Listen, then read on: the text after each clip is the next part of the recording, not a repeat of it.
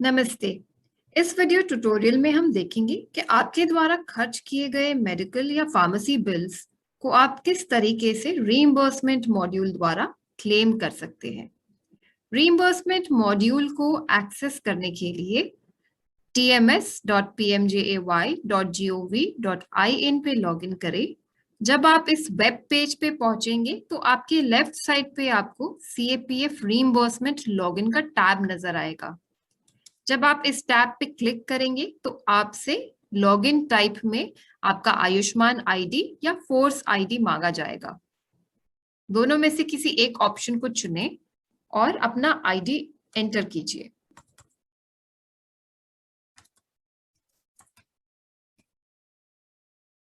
अपना force type select कीजिए और गेट ओटीपी पे क्लिक कीजिए।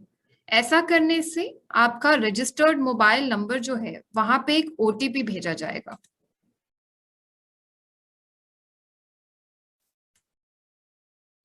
ओटीपी एंटर करने के बाद आपकी स्क्रीन पे नजर आ रही कोड को एंटर कीजिए और लॉगिन बटन पे क्लिक कीजिए।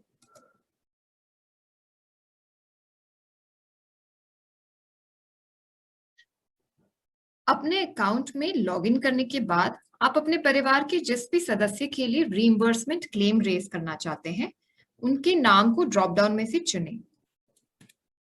आप जिस किस्म का भी क्लेम रेज करना चाहते हैं उसे रीइंबर्समेंट टाइप के ड्रॉप डाउन मेन्यू में से चुनें।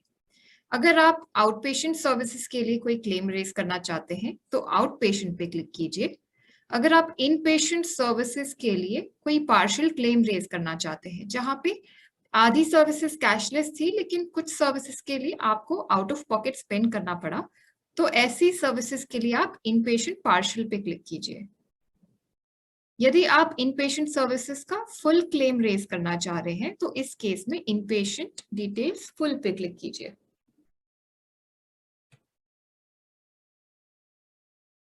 रीइंबर्समेंट टाइप सिलेक्ट करने के बाद जब आप रेज क्लेम पे क्लिक करेंगे तो आपकी स्क्रीन पे out patient form automatically load हो जाएगा। आउट पेशेंट फॉर्म में पेशेंट डिटेल्स और bank account details automatically populated होंगी। फॉर्म की बाकी सारी डिटेल्स को अपडेट कीजिए जैसे कि हॉस्पिटल स्टेट,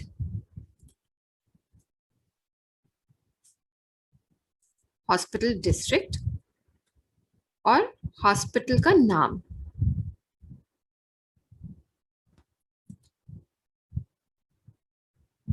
अगर आप किसी इन्वेस्टिगेशन या डायग्नोस्टिक्स के लिए रीइंबर्समेंट क्लेम रेज करना चाहते हैं तो इस सेक्शन में उस पर्टिकुलर इन्वेस्टिगेशन या डायग्नोस्टिक को सिलेक्ट कीजिए।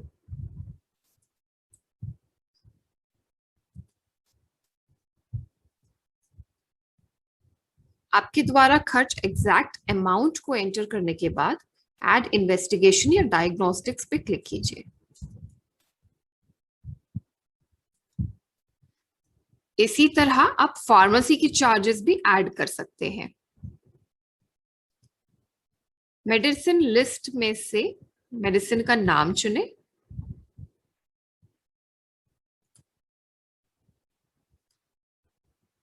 मेडिसिन का ब्रांड एंटर कीजिए, क्वांटिटी और यूनिट कॉस्ट।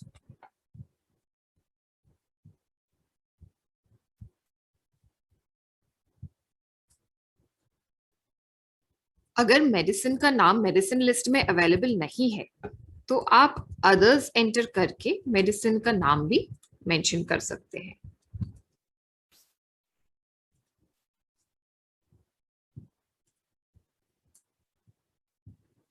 इन्वेस्टिगेशन और फार्मेसी चार्जेस के अलावा अगर आपने कोई और अलाइड चार्जेस के लिए एक्सपेंसेस किए हैं तो आप उसे भी क्लेम कर सकते हैं। टाइप में अदर्स सिलेक्ट करके अलाइड चार्जेस की डिटेल्स लिखिए, क्वांटिटी लिखिए और चार्जेस एंटर कीजिए।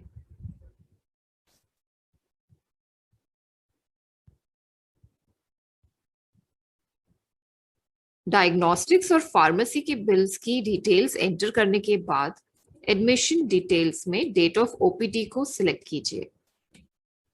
डेट ऑफ ओपीडी एंटर करने के बाद कंसल्टेशन या रजिस्ट्रेशन चार्जेस को ऐड कीजिए। एक्शन टाइप में इनिशिएट क्लेम पे सिलेक्ट करने के बाद आपको अटैचमेंट्स अपलोड करने का ऑप्शन नजर आएगा। ऐड अटैचमेंट्स टू सबमिट पे क्लिक कीजिए।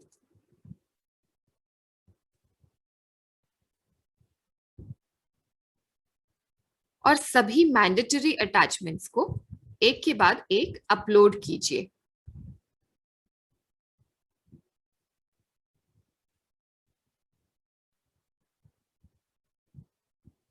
आप किसी अटैचमेंट हेड के अंडर एडिशनल अटैचमेंट्स भी अपलोड कर सकते हैं।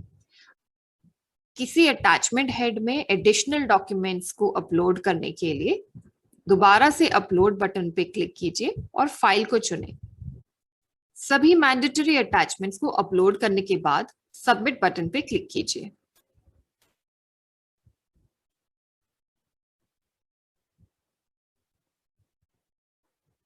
क्लेम को सबमिट करने के बाद आप किसी भी समय अगर क्लेम का स्टेटस चेक करना चाहते हैं तो ट्रैक क्लेम्स पे क्लिक कीजिए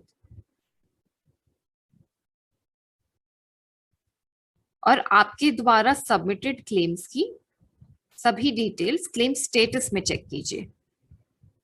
यदि आपकी किसी क्लेम पे क्लेम प्रोसेसिंग डॉक्टर के द्वारा क्वेरी रेज की गई है तो आप रीइंबर्समेंट क्वेरी अपडेशन सेक्शन में जाके क्वेरी को अपडेट भी कर सकते हैं।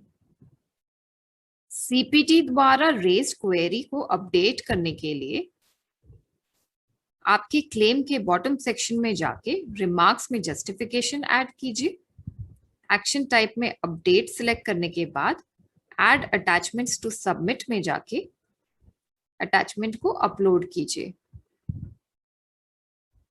एडिशनल अटैचमेंट अपलोड करने के बाद सबमिट बटन पे क्लिक कीजिए।